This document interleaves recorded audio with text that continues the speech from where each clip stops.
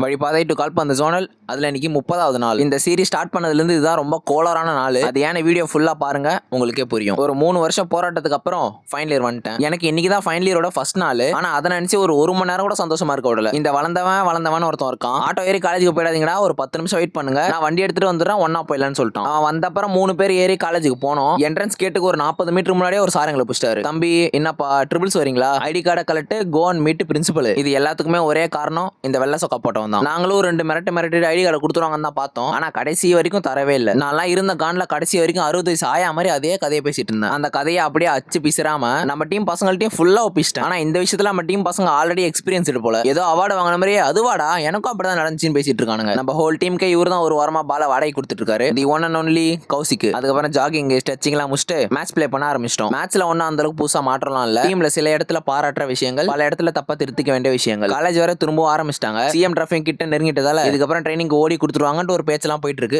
பாப்போம். Final year முத நாள்லயே ஐடி கார்டு பறி கொடுத்ததுல இருந்து நானே ஆஃப் மைண்டடா உட்காந்துட்டு இருந்தேன். ஆல்ரெடி 50% மண்டை கோளாறு. இதுல இந்த தேனசோர போன் பண்ணி கூப்பிட்டான். தலைவர் நீ காலேஜ்க்குலாம் வரல, மனசு கோளாறாம், அதனால லீவ் போட்டாப்ல. சரி மனசு கோளாறுன்னு அவன்கிட்ட வச்சுக்க வேண்டியதானே. அந்த பிரச்சனை எல்லாத்தையும் ஏன்ட்ட ஒப்பிச்சிட்டான். நான் ஆல்ரெடி 50% இருக்குல்ல, இப்போ 70% ஆயிடுச்சு. அதை முடிச்சுட்டு ஊருக்கு வந்தா அங்க சரியான மழை. கிட்டத்தட்ட ஒரு அரை மணி நேரத்துக்கிட்ட பஸ் ஸ்டாண்ட்ல நிக்க வேண்டியதா போயிருச்சு. அப்புறம் எப்படியோ தடு மாறி போய் ஒரு கடையில நின்றேன். கரெக்டா என் நல்ல நேரம் போல எங்க தெரு ஆட்டோக்காரன் வந்திருந்தாரு. அந்த அண்ணன் கூட ஆட்டோல வரும்போது எங்க ஊரை பார்த்தா இது பண்ருட்டியா இல்ல சென்னையான டவுட் ஆயிருச்சு. 1 மணி நேரம் மழை பெஞ்சிக்க தண்ணி எல்லாம் முட்டி அளவுக்கு வந்துருச்சு. அப்புறம் அப்படியே தடு மாறி வீட்டுக்கு வந்துட்டு இன்னைக்கு நாளை முடிச்சுக்கிட்டேன். தொடர்பில் இருக்கோம்.